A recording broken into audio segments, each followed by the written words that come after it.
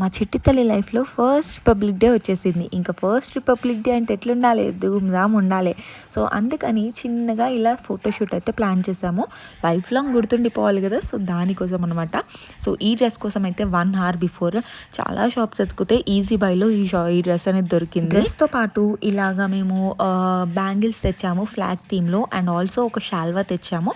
So already సంక్రాంతికి 1 month shoot అయిపోయింది కాబట్టి ఈ షూట్ అయితే మేము సింపుల్గా చేసుకుందాం అని చెప్పేసి అనుకున్నాము. సో అందుకని ఎక్కువ హడావిడి లేకుండా జస్ట్ ఫ్లాగ్, బ్యాంగిల్స్ అండ్ షాల్వా తెచ్చేసుకున్నాం అనమాట.